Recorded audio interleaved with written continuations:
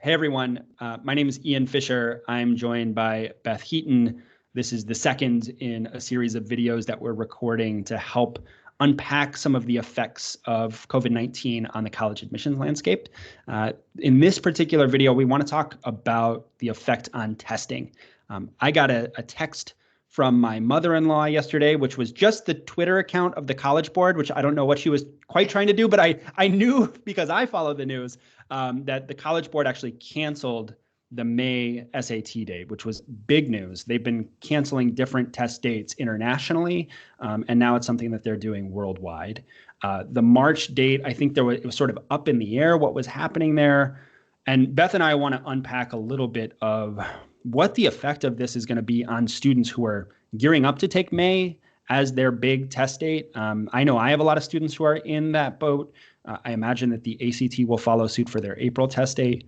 So Beth, what are we telling students right now in terms of understanding how testing is going to fit this landscape, given that these major test dates are no longer available to students?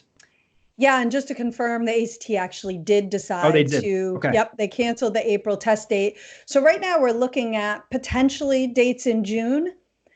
I will be honest and say I'm not super optimistic that those June dates are going to happen. Yeah. And we are really in uncharted territory here because certainly there's been a movement afoot over the past few years of more and more schools going test optional or test flexible, where maybe you don't have to have the SAT or the ACT, but instead you could submit 2 or 3 subject tests, or you could submit a couple of AP scores, or in some cases even a graded paper in lieu of all testing. But the majority of colleges still have not gone in that direction. And I know I see a lot of chatter on the Facebook groups that our, college counselors are on and people who do our work are on, around the hope that all schools might go test optional for the coming year just because students may not have access to the test.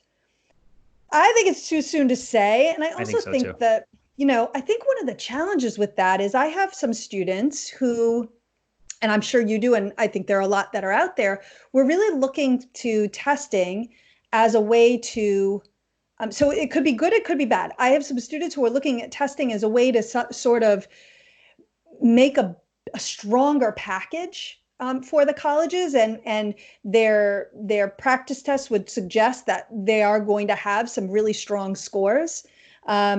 And that would help them. And I think, of course, we always know those students who in every other way are really wonderful, but they can't seem to crack the testing piece. And so this could be great for them if it happens.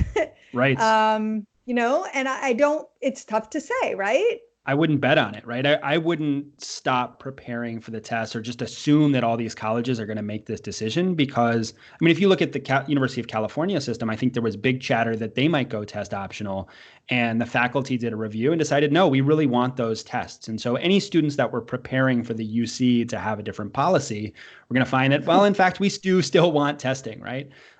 So I think you want to continue to plan as though this is something that will be a part of the process. I think the problem with testing as a practice is it's not something that you can change. So many employers are going to remote work. You can't do remote standardized testing. That is obviously fraught with difficulty.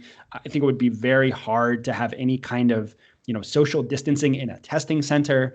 And so I think it creates a real challenge for students. I would expect that there will still be some options in the fall. And my bet is that the College Board and the ACT are going to want to continue to get that revenue and might add some extra test dates in the fall, assuming that this is something that we are free and clear of at that point. If we're not, I think, then colleges will be looking at something completely different, and a lot of other things will be in turmoil. So I don't know, would you say that students right now at home should be thinking about test prep, or given that June is the first even possibility, should they turn their attention elsewhere and sort of put test prep on the back burner? Such a good question. Well, for starters, I do want to address the idea that they're still going to want the revenue. You know what else? They still want to prove that they're relevant. Right. If we have a year where every college goes test optional, they might discover, the colleges, you know what? We really don't need those tests. And that would be astronomically bad news for the College Board and ACT. So I agree with you. That's right. I think they are going to try and figure it out. some way to get kids the option to test. But I do know from talking to the companies that we work with on the test prep side and people I know who do that for a living, we know that doing the prep right up until you take the test is really ideal. So I've already suggested to one of my students who was supposed to take the ACT in April that she kind of cut back on the test prep for now and focus on some other things. In her case, we're probably going to work on the essay, and then she can pick back up when it becomes clearer when the next test dates are. Right. So I just I think as with everything, right, it sort of depends on how much prep you need. Right. True. But you might want to pull back. I think the other thing that my other piece of advice is right now the test dates from August on for the College Board are not available. You cannot register yet. And typically those become available in June. I don't know if that will be different now, but I have suggested to my families, keep your eyes open. And as soon as those registrations become available, you would need to get them. Yeah. Yeah. And I hate to be accused of, I hate to be suggesting that students hoard test dates because I don't want them to do that. But at the same time, if you only need to take the test 1 or 2 more times, then maybe you sign up for the next 2 test dates. But if you know you have subject tests that you want to take and you are nowhere near where you wanted to be on your ACT or your SAT, you may want to sign up for multiple test dates so that you have them as insurance if some dates get canceled or if you need them simply because you're not hitting where you want to be.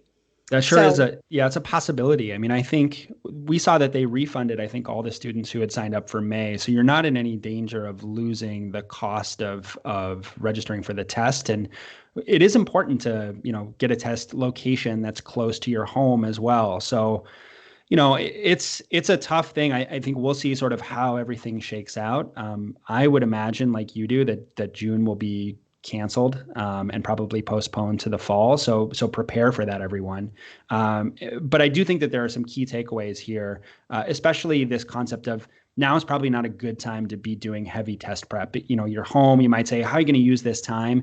There are better ways to use it than to prepare for an SAT or ACT that might not be administered until the fall. So let's go ahead and put a hold on that and focus on some other things. This has been a really helpful video, Beth, and we've got a couple of more topics that we want to talk about, but let's wrap this one. And thank you all for listening to this video. There's more on the way. Thank you.